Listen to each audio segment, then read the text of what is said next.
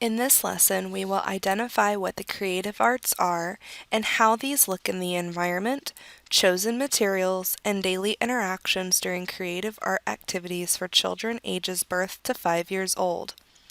It's helpful to start with the visual arts as we are all familiar with it. Based on what you have already learned about DAP, I want to introduce a concept of product versus process art. Process art focuses on the process, revelations, or embracing the changes of direction that occur when creating art. Product art focuses on the outcome. This is similar to crafting, seeing something you like and wanting to recreate it. With process art, there are no guidelines or steps to follow and no expectations of what the result should be. This helps to promote a positive self image because children feel good about what it is they are creating versus comparing their work to something or someone else's. To the right, you see two different trees, both done by the same child, but both very different representations. This is a great example of process art because it shows the different creative liberties the child took to finish his masterpiece. Again, here are examples of product and process art. You can see the child's vision reflected more accurately in the process version and someone else's vision in the product. Product art can be discouraging to children because they're trying to model theirs after an example. Ditto sheets or coloring books are considered a product because someone has already drawn the image and children are just coloring it in. If you've ever worked with young children, they want theirs to look exactly the same as yours. Even as adults, we get discouraged if what we're trying to create doesn't turn out. It's just that, as adults, we can more easily accept when it doesn't go right, hence why people share their Pinterest flops. But the visual arts isn't just about painting, drawing, coloring, etc. We just tend to think of these things first because they're more readily done. But we should be including these types of experiences because some children learn through the manipulation of objects and testing out different ways that the materials will move and how they will aesthetically work with what they are trying to do. Clays, doughs, weaving, woodworking, and collages are all great visual arts activities to include in your curriculum. On a side note, to clarify collages, these are not arbitrary materials but should be kept open-ended for children to create what they want. The dough structure to the right could be considered a 3D collage. A little later on, you will see a good representation of a 2D collage. However, with collages and other visual arts activities, choosing the right materials is an important piece so that children are provided an environment that is safe to create but still promotes learning.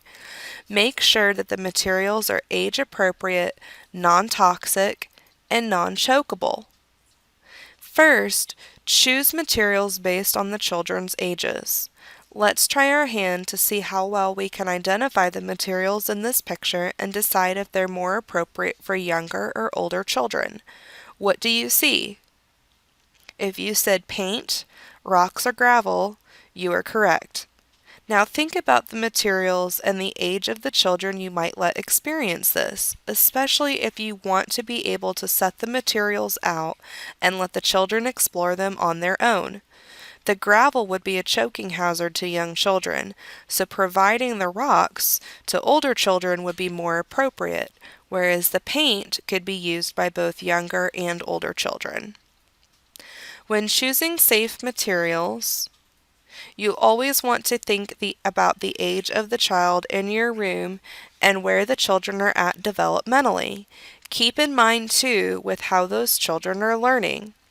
Up until about 15 months, we want to keep things simple and introduce materials that are sensitive to children's inquisitive nature and desire to put everything in their mouth. So, paint, large crayons, Play-Doh, paper, and other safe materials are best for infants. With toddlers, we know that they are learning through doing things over and over and over. They are starting to understand cause and effect relationships, so materials should be appealing yet still safe.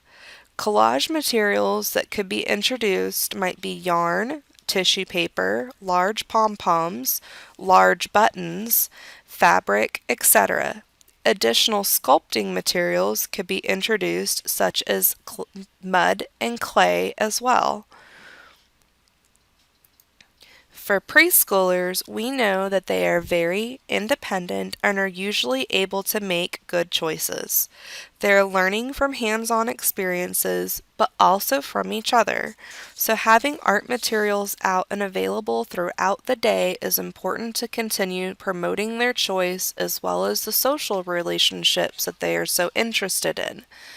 Additionally, we should really consider keeping more of the 3D type art materials available. While woodworking may need some teacher direction to introduce the materials at first, providing clear expectations with safety rules and a little oversight still makes for a positive experience. But choosing the right materials also goes beyond what's safe. Thinking about textures, shapes, sizes, and colors keeps children interested and wanting to explore. Choose items that are diverse and open-ended. This means that the children should be able to use the materials in many ways, and a teacher does not have to provide specific direction. Look at the materials in the photos. You will see paint, cups, plastic bottles, corks, rings, etc. All of these items are round and make different ring sizes. Children could spend time exploring and comparing the sizes with little to no guidance from a teacher. Same with the wood pieces and pom-poms. We could simply set these out in the room and the children could create without a teacher helping. Overall, remember to keep the age and skill level in mind when choosing materials. While the children in your room may not be ready for certain materials now, they may be ready in a few months, so always reconsider things on a regular basis. Additionally, choose materials that are as open-ended as possible so children can use them in various ways, and always consider diversity of materials to keep things interesting. Here are just a few examples of everyday materials that can be used in different ways. The example on the left is the collage we referenced earlier. See how the child has contact paper, tape, and tissue paper to create with? Also notice that the child has a choice on how and where to place the materials. This is a great example of a collage activity used with young children. Cars and paint are a great way to create new patterns, mix colors, and make painting a little more interesting. Same with the bubble wrap. The second important aspect of promoting the visual arts is setting the stage within the environment. You can see from the picture that materials are on a shelf at children's level for easy access. There's also a large table with plenty of space for children to spread out and work. This makes it more inviting and allows children the independence to creating what they want. While visual arts materials may not be out in the environment at all times for infants or even younger toddlers, having them accessible to you as a teacher is important. That way, when you see the children may be interested in the experience, you are able to get the materials set up quickly. I always suggest to my teachers to keep things in baskets nearby, such as paper and large crayons as well as Play-Doh. An important thing to remember when setting up the environment is to consider incorporating the visual arts into other activity areas. Add writing, such as notepads, clipboards, markers, and pencils to dramatic play or blocks for the children to create menus, props, blueprints of structures, or anything else that they may think up. Making books to add to the library allows children to revisit their work. The little girl on the right even went as far as to create a 3D structure out of boxes and tape to recreate something she saw in a science book. Finally, you'll want to consider how the environment displays children's work. This makes them feel good about what they've created and allows them to revisit what they have done or for other children to become inspired. There's many different solutions to displaying children's work. Sometimes shelving has fabric on the back that Velcro will stick to.